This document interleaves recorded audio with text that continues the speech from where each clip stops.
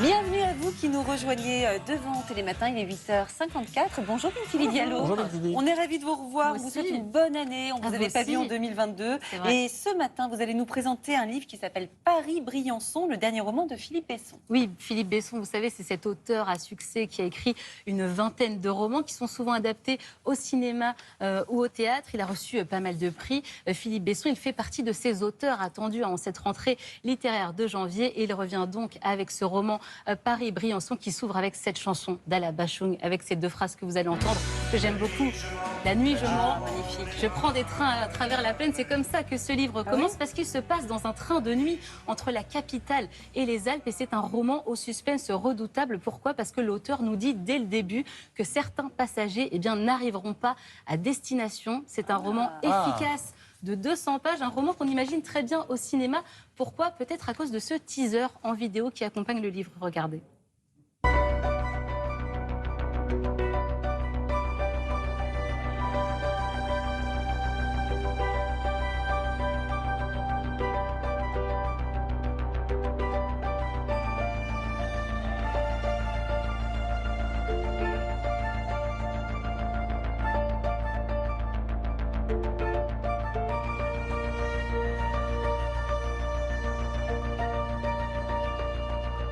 Ça donne envie. Étonnante, cette petite vidéo. Ouais, Oui. mais là, on voit qu'il y a plein de personnages. D'habitude, avec Besson, on s'attache à un ou deux personnages. Là, c'est différent, du coup. Oui, c'est différent. Là, on a une dizaine de personnages. C'est ce qu'on appelle une galerie de portraits. Un roman choral. Il a choisi des personnages très différents par leur âge, leur sexe, leur classe sociale, leur histoire. Des gens qui ne se seraient jamais rencontrés ailleurs que dans ce train de nuit direction Briançon. Et très vite, les langues vont se délier. C'est ça, les personnages vont petit à petit s'apprivoiser, se parler. Alors on a Alexis, ce médecin de 40 ans qui habite à Paris, qui se rend à Briançon pour vider la maison de sa mère qui vient de décéder. Et il sympathise avec Victor. Victor, c'est ce prof de ski jeune qui a des problèmes de genoux, des problèmes aussi dans son couple. On a aussi une Julia, maman de 2 enfants, qui travaille dans les médias, qui cale des invités dans des émissions télé, un petit peu comme chez nous. Ça pourrait être notre Julia, mais non. Et elle sympathise avec Serge. Serge, c'est le VRP, vous savez, un petit peu lourd, qui finalement se montre attachant et plein de failles. Et on a aussi ce couple de retraités qui s'offre une semaine de vacances à la montagne et qui joue à la belote dans le train avec des étudiants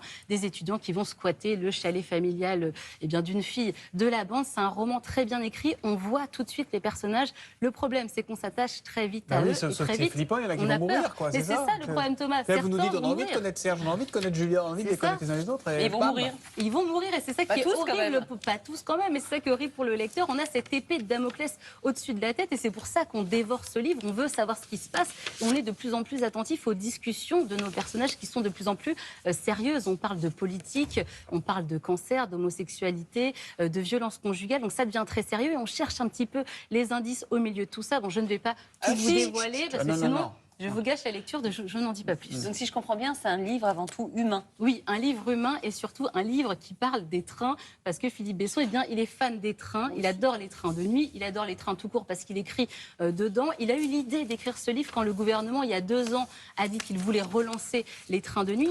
D'ailleurs, sachez que ce Paris-Briançon existe. 11h30 de train, donc on part de la capitale, on se réveille dans les Alpes, donc si vous voulez vous amuser, ça c'est tout à fait possible et c'est un livre vraiment sur la nostalgie parce que Philippe Besson il nous dit qu'il aime les trains de nuit parce qu'on fait des rencontres, parce qu'on parle à des inconnus, il y a ce huis clos, il y a le roulis aussi. C'est ça, ce côté, cette petite musique qui nous endort petit à petit, mais c'est aussi une critique ce livre. Pourquoi ? Parce qu'il critique la société qui va trop vite avec les TGV, il nous critique nous aussi ce côté voyeurisme, on fait des photos, on met tout sur les réseaux sociaux et il critique aussi les médias. Vous savez, cette rapidité. Il n'aime pas trop, je crois, cette phrase, Philippe Besson, priorité à l'info. Ouais. C'est aussi un livre sur le destin, sur le hasard, sur la fatalité. Pourquoi on va prendre tel ou tel train ? Pourquoi c'est aujourd'hui qu'on va mourir ? Donc voilà, il nous dit un petit peu tout ça, Philippe Besson. Et il nous dit aussi qu'on a tous, vous savez, un masque. On est tous un peu un personnage dans la société. Au sens propre, au sens figuré. Exactement, là, pour le coup, en ce moment, exactement. En fait, on ne dit pas nos névroses, on ne dit pas nos secrets. Et Philippe Besson, eh bien, son secret, c'est quoi, lui ? Pourquoi il a décidé d'écrire ? Il nous donne la réponse. J'ai voulu écrire aussi pour vivre d'autres vies que la mienne, pour devenir quelqu'un que je ne suis pas. Et c'est vrai que sans l'écriture, je ne serais jamais devenue une femme en robe rouge dans un tableau de Hopper, je ne serais jamais devenue un prostitué à la gare de Florence, je ne serais jamais devenue James Dean ou Arthur Rimbaud, ou je ne serais pas devenue une mère qui voit partir son dernier fils. Bon, en résumé, ce Paris-Briançon, chez Julliard, vous avez aimé. Hein. Ah, j'ai adoré. Là, je l'ai déjà piqué. Hein. Vous le prenez, Thomas, il n'y a pas de souci. On sourit, on est ému, on pleure, hein, si on est un peu sensible, car oui, on s'attache au personnage. Et je vous l'ai dit, certains vont mourir, mais c'est un livre sur les sujets d'actualité, avec des références culturelles modernes, de Julien Doré à Lady Gaga. Il y en a pour tout le monde. Oh là là, quelle chance vous avez. Vous me le passerez après, s'il vous plaît. Je vous le passe, promis. En tant que fille de cheminot, ça m'intéresse. Ah. Alors,